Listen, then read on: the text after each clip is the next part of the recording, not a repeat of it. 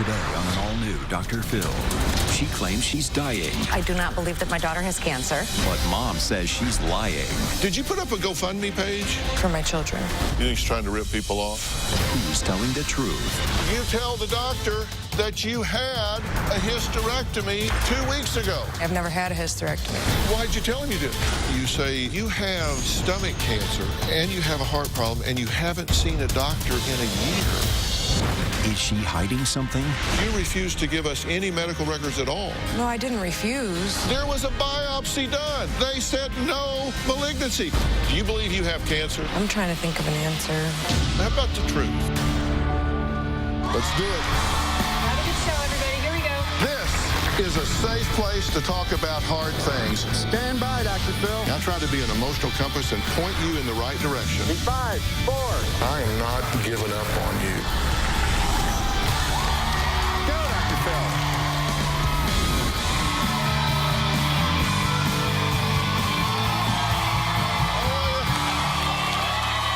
How you doing? Well, it is a parent's greatest fear, burying their child before their time, laying them to rest in a place like this. The inscription on this tombstone has yet to be engraved with the date of death, but Mary's daughter Lynn says it's only a matter of time before her deathly ill body lays beneath the cold, hard ground. I have stomach cancer and it causes me excruciating pain. One day I started vomiting, uncontrollable, nonstop vomiting. I went to the hospital and they admitted me for 7 days. They did a scope and biopsies. The moment that I heard the word cancer, my world just stopped. That was the worst day of my life. I feel like the cancer could be spreading. And now I'm dealing with a malignant tumor on my uterus. I haven't been to a doctor in over a year because I fear death. I feel like I'm dying every day. But Lynn's mother, Mary, says standing over her daughter's grave just like this, delivering a heartfelt eulogy, will not be happening anytime soon. Why? Well, take a look. My daughter is a manipulator and a pathological liar. 2 years ago, my daughter began a crusade of lies that has devastated me. I got a phone call that no parent ever wants to hear. Lynn told me she had carcinoid stomach cancer. She does not have cancer. I was in shock. She told me she had been to the hospital and they found 2 tumors in her stomach. At that point, I told my daughter that I was her biggest fan and I would do whatever it took to get her the help that she needed. My next step was to go with my daughter to see her doctors and come up with a game plan. But then there were no appointments scheduled, and it made me wonder why. I was discussing the situation with my family, and we decided that I should probably get a power of attorney. The power of attorney would give me the ability to get all the answers I needed to help her. Lynn agreed to it. When I finally got a hold of the medical records, I come to find that there is no diagnosis of cancer, and I couldn't believe it. I found out that Lynn had a GoFundMe page, and when I saw it, my heart dropped to my stomach. The page was full of lies. Lynn continues to say that she has cancer and that she is dying, and I have yet to see proof. I am so crushed and devastated by this whole situation. I don't even know what to say. Why would she do this? Is it possible that you're in denial? I mean, whose mother wants to hear that their child has cancer? I'm Is not it in possible denial. you're in denial? No. Is it possible that you got involved and you're so overbearing and so meddlesome and so irritating to the doctors that they just blew you off and didn't want to tell you the truth? No, that's absolutely false. Because that's what she says, that you are going to cause her to die because you got involved and drove her doctors away, and now they won't treat her, and she's going to die of cancer, and you're going to live with it for the rest of your life. Well, first of all, I do not believe that my daughter has cancer. She told me that I was irritating the doctors because they were seeing her under the radar because she didn't have medical insurance. What does that mean, they're seeing her under the radar? She told me that they were seeing her without insurance. And so they weren't going to publish anything to her records because they didn't want to be sued. So that doesn't make any sense at all. Doesn't make sense to me. If you're not in denial, if you're not causing all of this to be under the radar, if it's not you, then it's her. So she's either a manipulative con artist or she is seriously delusional. What's your vote? I would say she's seriously delusional. Do you think she believes she's ill? I believe that she honestly, truly believes that she's dying of cancer. You think she believes she's got cancer? Yeah. She also says she has serious heart disorder. She doesn't have serious heart disorder. Says she's got to have surgery. Look, Lynn is here. She says it sickens her even more that her mother doesn't believe she is gravely ill and could be dying from cancer. Take a look. My mom does not believe that I'm dying. She got some of my medical records, and because she didn't find the word cancer in those papers, she said that I didn't have cancer. She was pretty much calling me a faker. She wanted to talk to every single doctor and control my appointments. My mom's behavior was totally disruptive with the doctors. Doctors don't like trauma at all. Most of them stopped seeing me after she became involved. I feel that my mom ruined my chances of getting my cancer treated. I could die, and if that were to happen, my mom would not be able to live with herself. Well, Lynn has not seen her mother in nearly a year, but she is here today. So, Lynn, please join us.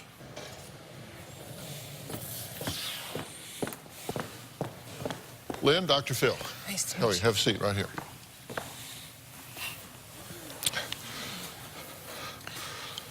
Lynn, good to meet you. You haven't seen your mother in like a year. Yeah. How do you feel about seeing her now? Okay. How do you feel about seeing your daughter? I miss her. But you're upset with her. I'm angry, mad, frustrated. I want her to come clean. I think she's seriously mentally ill. You have stomach cancer, correct? Mm-hmm. You said you were diagnosed with a carcinoid stomach cancer, and you had 2 malignant tumors that were found. They were small but very aggressive, correct? I'm not sure how aggressive, but yeah. And you say now you said you had fear at the time that it would spread, and now, in fact, there is a tumor on your uterus, and so that obviously is bad. Why does your mother not believe you? I don't know. My mom hasn't believed me for most of my life about many things. You also say you have a serious heart problem that requires surgery. Why have you not had the surgery? Well, I've had 2 procedures. I've had 2 ablations done. I need more surgery, maybe a pacemaker. You have a stomach cancer. It's now metastasized to other organs of your body, and you have a heart problem, and you haven't seen a doctor in a year. What the hell? I know. I'm terrified. I'm totally terrified. I'm like paralyzed with fear.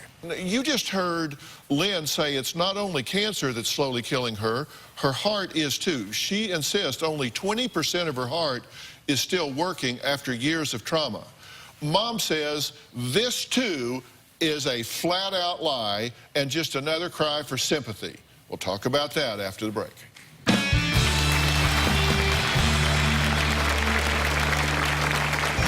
I suffer from depression, anxiety, diverticulitis, irritable bowel syndrome. My daughter indicated that she had major heart problems and that she needed a pacemaker. Cancer is just one of many medical lies. I am fearful every night when I go to sleep that tomorrow I'm going to be rushed to the hospital and find out I don't have much longer. I never in a million years thought that I would be this young, facing so many things. From multiple trips to the emergency room, to excruciating pain, to barely being able to eat, even function, Lynn says this is her tragic reality because of multiple life-threatening ailments and illnesses, including cancer and heart disease. Now, Lynn's mother, Mary, doesn't buy any of this. She says, I don't believe a damn bit of it. She says her daughter purposely makes herself appear sick, and when that doesn't get attention, she makes up even more medical problems. Take a look. The cancer diagnosis that Lynn claims that she has is just one of many medical lies. My daughter indicated that she had major heart problems and that she needed a pacemaker. I know in order for me to get chemo, I might possibly need a pacemaker. Lynn does have atrial fibrillation, but it can be managed through medication. The biggest fear with my heart is having a stroke or dying or becoming physically paralyzed. When you look at Lynn, you would think that she was dying. She's gaunt. She's got dark circles under her eyes. She's always hunched forward. She is 100% the victim, 24/7. I suffer from depression, anxiety, diverticulitis, irritable bowel syndrome, severe migraines. Once I get a severe migraine, I'll start to vomit, and because of some of my other problems that I have, the vomiting won't stop. Then my heart starts to go, and then it's an ambulance ride. She thrives on the negative attention, because if it's not one thing, it's another. If it's not the rheumatoid arthritis, it's the ulcer. If it's not the ulcer, it's her female parts. If it's not her female parts, it's her heart.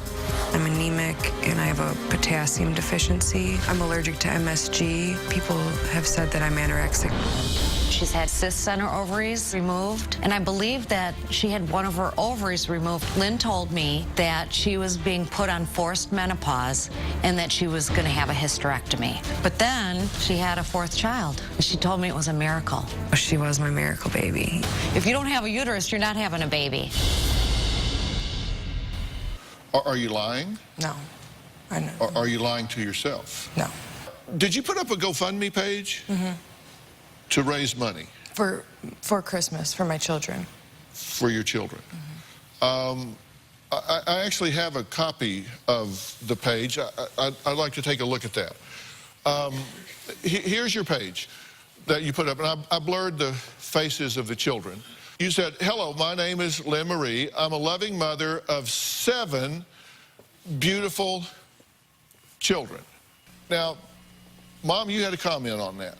She doesn't have 7 children. She has 4, 2 of which don't live with her. Do you have 7 children, or do you have 4 children? I gave birth to 4, but with my fiance, we have 7. How many live with you? 4. How many live with her? 2 is what I'm aware of. 2 of my own birth children, but 4 children total live with me. But you said 7. 2015 will be filled with surgeries and treatments for me and uncertainty for my children. You just said you hadn't been to the doctor in a year. I was expecting to have insurance in February, and I was going to be doing everything that I needed to be doing. All I want for Christmas is to give my children the most beautiful and magical holiday full of memories they can always keep should something happen to me, or memories we can share for years to come. Just one last normal holiday before our whole worlds change. As of right now, our situation is very dismal and grim due to hospital bills and so much time taken off dealing with figuring out what was going on with my health. She doesn't have to take time off work because she doesn't have a job. Is that true? No, I don't have a job, but I do have a fiance that works. And as of the first of the year, I will begin fighting to save my life. Was this honest? You said 7 children. I am a mother of 7 beautiful children. I am. I mother all of them in some way, some form or another, even if they're not in my home at that moment. How much money did you raise? $80, but it wasn't about the money at all. Well, it says up here that you were trying to raise $3,500. I just put a generic figure. $3,500 is pretty specific. Are you embarrassed of your daughter? I'm embarrassed right now with this situation. It's embarrassing She's to be in this often position. embarrassed of me, often. You think this was a rip people off? I believe she had rent to pay. All I got was $80. I didn't push that page. As soon as Cheryl started downgrading me on Facebook, I didn't push that page anymore at all because I knew how much of embarrassment it was to you. Well, Cheryl, that they're referring to as Mary's best friend, she says that she's tired of sitting back and watching Lynn abuse Mary's motherly love and con innocent people into believing she's sick. But we're going to add her to the conversation after the break.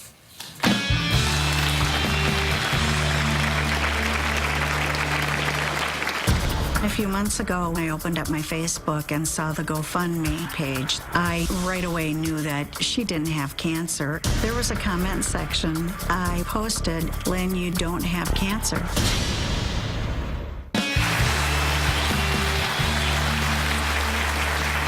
Well, my guest Lynn says that she is suffering from numerous medical conditions, including but not limited to stomach cancer, serious heart disease, uterine cancer, and rheumatoid arthritis in her spine. She also has claimed at one point to have had a hysterectomy and an ovary removed, which forced her into early menopause. But her mother, Mary, says she doesn't believe any of this. Well, Mary's best friend, Cheryl, says she is tired of Lynn pulling at her mother's heartstrings and is sickened that Lynn has taken her sob story public, trying to con people out of money online. Lynn is making this whole cancer story up.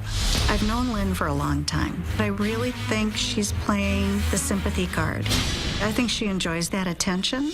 A few months ago, I opened up my Facebook and saw the GoFundMe page. I right away knew that she didn't have cancer. There was a comment section. I posted, "Lynn, you don't have cancer." I was hoping I could stop anybody from donating money. I don't think she received any more than $80. It would almost be easier for me to think that she had a mental health issue than it would be to think that she was just conniving to take money from people. What do you think's going on here? I first want to say I love you, I thought I used to think so. but I do think You say you used to think so? Yeah, But you question that now? yeah. if I saw proof that she had cancer, I would apologize profusely. But I don't believe you have it. Well, you believed this for a long time. When she told you this, you shut your life down, shut your world down. What did you do? I committed the next 6 months to gathering information and trying to get her to go to follow through with the doctors. Did she respond when you told her? She did respond. She helped? She came to your aid? She made me sign power of attorney. A lot of these things that I'm hearing through this is so not true. I never said that I had a hysterectomy. I wish I could like have a timeline so I could go through, because her timeline is very wrong. I did put together a timeline, and because I wanted to know what was in the record. And we asked you for medical records, right? Mm-hmm. Numerous times we said, please give us your medical records. Oh, well, she didn't really say that I needed to get my medical records here. No. I'll bring the entire production team out here. We requested that you give us your medical records, and you produced not one No, I have a lot of things in my paper. bag. I was supposed to give it to Elise. I still have like a lot of paperwork and stuff in my bag. We got them. We have them. Okay. But we wanted you to have the opportunity to give them to us. Oh, okay. Well, But you didn't give them. She does have your power of attorney, so she was able to procure the medical records. So we do have them, but you refused to give us any medical records at all.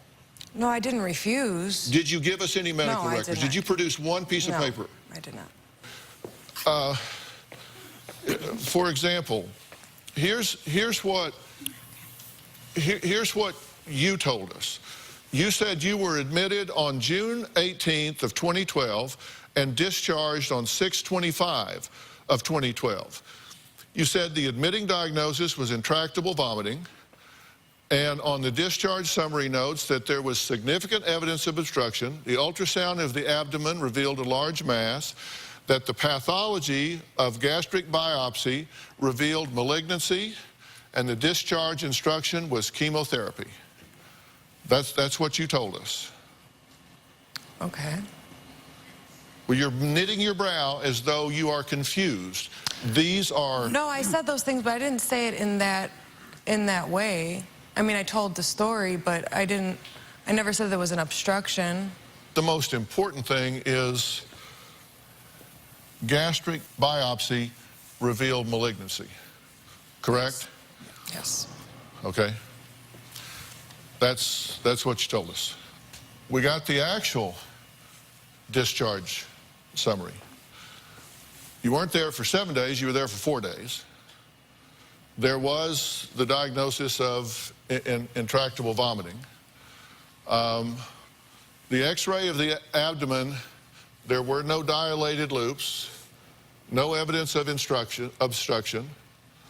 There were no evidence of focal hepatic lesions or gallstones. The pathology of the gastric biopsy, no malignancy seen. There was no, you don't have stomach cancer?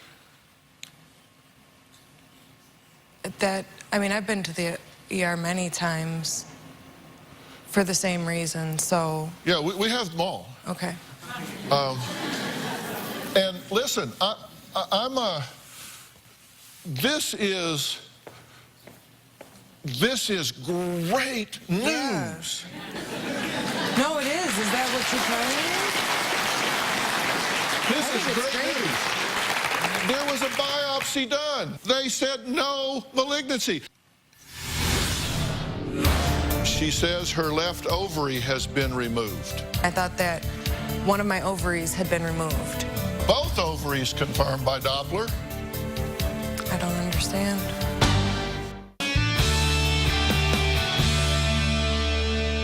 Okay, you're there on 6/14/2012. You tell the doctor, at that point, you tell the doctor that you had a hysterectomy 2 weeks ago. I think I said partial, but I've never said I had a hysterectomy. I've never had a hysterectomy. You didn't tell him partial, you said hysterectomy. Well, I didn't mean hysterectomy. And partial means the uterus. They leave the ovaries, but they take the uterus. Let's just listen to your words. Let's listen to this.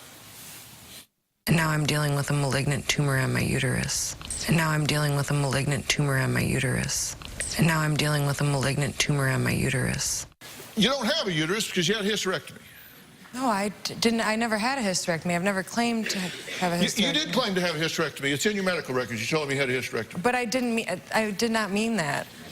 I wanted to be sure, so we contacted a leading OBGYN, and they said, no, if you have to have a uterus to have uterine cancer. And you said that you have malignancy, a malignant tumor on your uterus, and you can't do that if you don't have a uterus to have cancer on. Okay, so then your cardiologist wrote a letter to your mother. This is from your cardiologist. He says 11/22, this is November of that year. Diagnosed with gastritis. Gastritis and carcinoid, you get a big difference, right? Yeah. Big difference. Yeah. And so he's writing here about that. It says, malignant carcinoid, no such history. And she never mentioned anything about chemotherapy or radiation. And by the way, this serious heart problem, this is your cardiologist, serious heart problem, it's going to require surgery and you can't do any chemo because of your heart. He says atrial fibrillation is being controlled with medication. I don't see any evidence to support the notion of irreversible damage. Just not true. Do not have any indication for a pacemaker. Do not believe she would qualify for disability. That was the one thing that my mom was wanting him to say in that conversation. I remember that doctor's visit. And I had just had a heart procedure, so I didn't understand how he could say anything like that because he didn't even do the heart procedure. Then 9/23, again, you're admitted. She says her left ovary has been removed. Okay? Then they do a scan, and they say, both ovaries confirmed by Doppler. They are unremarkable except for some small cysts.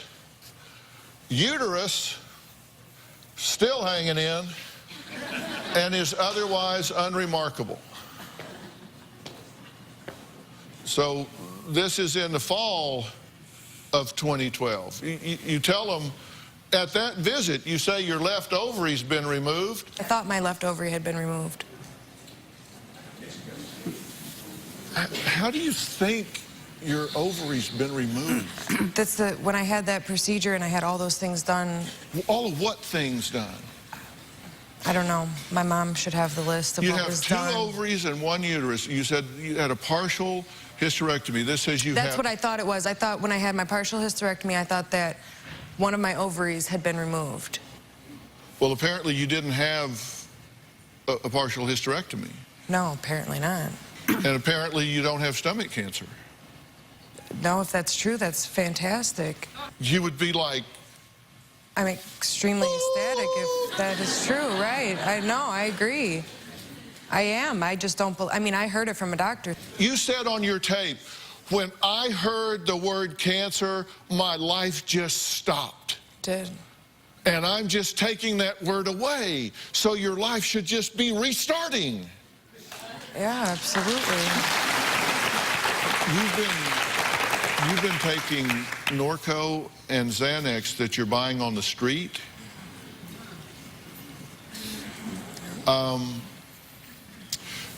This is Dr. Charles Sophie right here. Dr. Sophie is a board-certified psychiatrist. He prescribes these medications.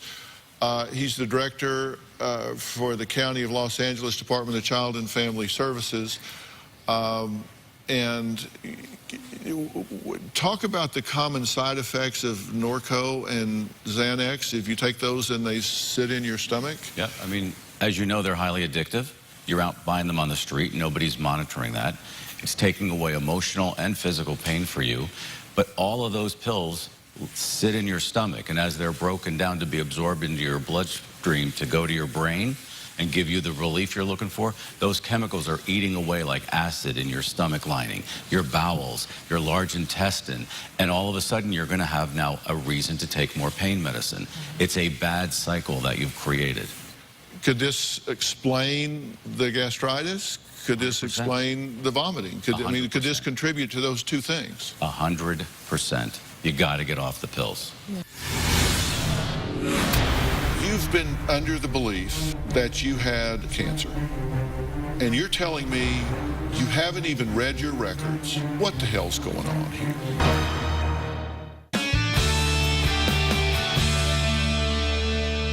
I want to get your reaction to what I've had to say so far. I'm in like a whirlwind right now. You said you came here with a suitcase full of records, right? Well, not full. I mean, I have a couple things. You've read your records, though, right? No, I've never read my records. I have a lot of records. I have records from many different hospitals. Okay. Look, let's talk. You've been under the belief that you had a metastasized cancer,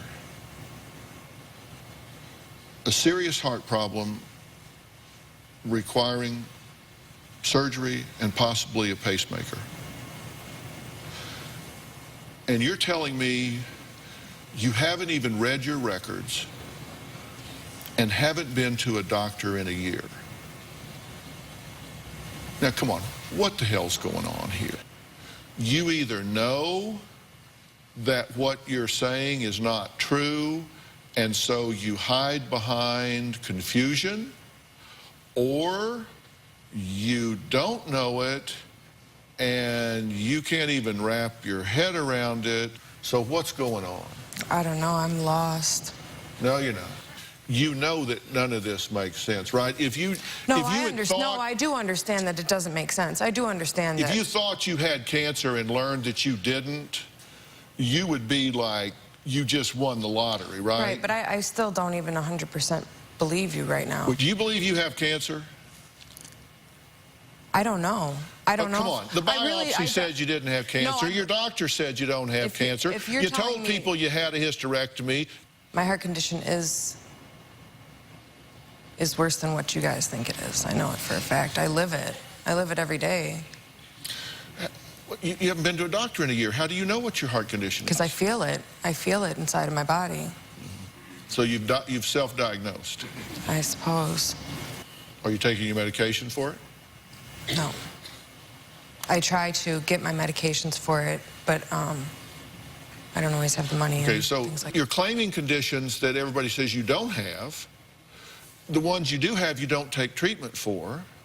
But yet you're out, you say, well, I can't get the medicine, but you're out buying drugs on the street. What? Come on. No, you're right. What's going on? I don't know is not an answer. Give me an answer. I'm trying to think of an answer. How about the truth? Just tell me the truth. Don't censor. Just tell me the truth. Have you told your kids that you have stomach cancer? Because if you've told those children that you're dying, you think it's fair?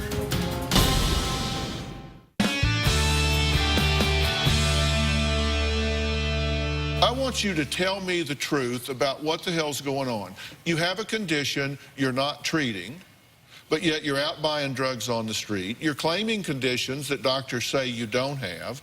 I tell you you don't have it. I show you the records that say you don't have it. You say, well, I never read my records. You haven't read them, but I have. So you say, I wish I had a timeline. So you know what? I got one. ... You go, oh, well, gee, I don't know if I believe that. You wanted a timeline? I gave you one. I don't know what you're asking me right now. I don't know what's going on. I'm like... You're either lying to me or you're lying to yourself. I'm not lying to anybody. If you're telling yourself you have disorders and diseases you don't have... Which I'm not. So you believe you have these disorders. Right. You've convinced yourself you have them. I mean, I haven't convinced myself. If you hear it from a doctor, you're going to take it for its word. No doctor has ever told you you had stomach cancer. I sat in that room and I heard the word cancer. You left the hospital before the results came in. So isn't it you that decided you had stomach cancer? No. Why would he do a biopsy and tell you the results before they came back? What do you mean? I didn't get the results for 2 weeks after I got out of the hospital. It's coming up on 3 years. Reckon you'd have gotten a lot sicker in the last 3 years? Yeah, I've been trying to keep myself healthy, but yeah. Have you told your kids that you have stomach cancer? My kids know that I'm sick. That wasn't my question. No, my kids don't know that I have stomach cancer. Because if you've told those children that you're dying, that you have stomach cancer, no, I've never that's abuse. I've never told them that I was dying. I've never told my children that I was dying. Never. Did they see your GoFund page where you say, after the first year, I start the fight for my life? Yeah, the older ones probably saw that. Do you think that's fair to those children? No, definitely not. I don't think Particularly when you're fair. sitting there with a record in your house that says no malignancy, AFib under control with medication if you would just take it, no disability. Well, I know that that's wrong. I mean, I feel it every day. Nobody can tell me any different. I know how my heart feels. Mm-hmm. But you're not taking the medication. I mean, I take the minimum of what I need in order to survive. I do take some. You just said you weren't taking the medication for your heart. I asked you, are you taking the medication? I don't take you said no. medication, but I take aspirin to keep my blood thin and things like that. Okay, so you take an aspirin. Yeah. So you have prescribed medication, you're not taking it, you just take aspirin. And you know your heart's not doing well. And you're not compliant with what's been prescribed. Is that fair to your children? No. We're going to take a break. We'll come back. We're going to talk about what I think's going on.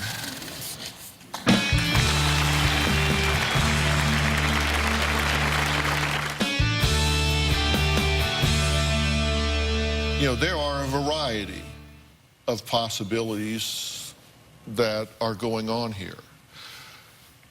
The good news is that there's nothing in your medical record that suggests that you have malignancies.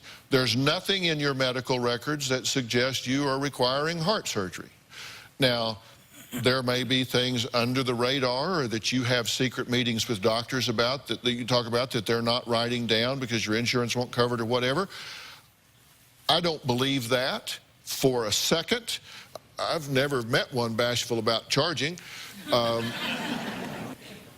always go through a differential diagnostic process. If I were treating you, one thing we know is there's something known as somatic symptom disorder. It's characterized by distressing physical symptoms with abnormal thoughts, feelings, and behaviors in response to these symptoms. And they're unduly threatening and harmful. And people tend to think the worst about their health. So this is kind of the broad category. Then there's the consideration of illness, anxiety disorder. There is a preoccupation with having a serious, undiagnosed medical illness. And even though somatic symptoms are absent or only present in mild intensity. And so these are people that just worry themselves sick about being sick. Then there are factitious disorder. The worst of is Munchausen's.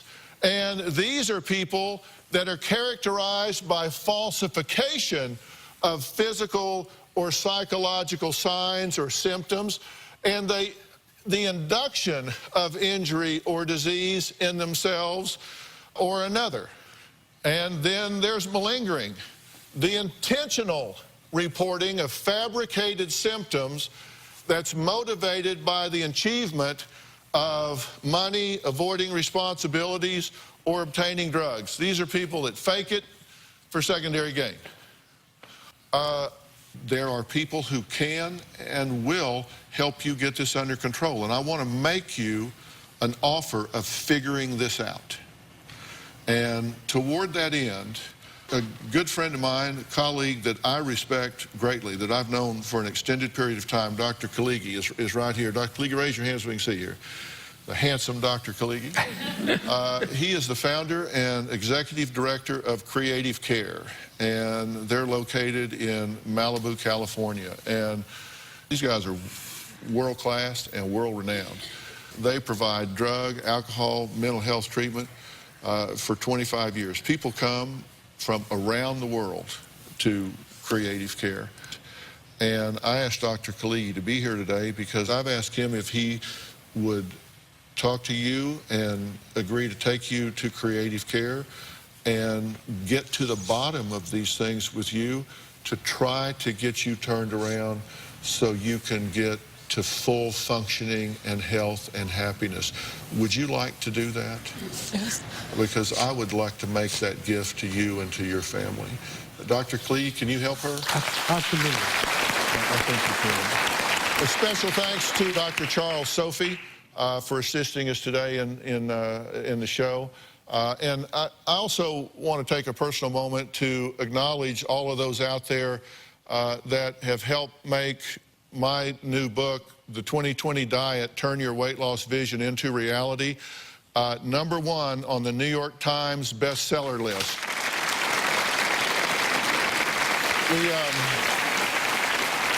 We've also had great fun with the new 2020 Diet app that provides all the diets, recipes for breakfast, lunch, dinner, and snacks that you need to maintain this diet. The results have just been crazy. You guys are having fun with this, and it's great to see how much weight you're losing in a healthy way. So, and everybody in the audience, I'm going to send you all home with a copy of 2020 Diet. So, all right, so thanks for being here. We'll see you next time.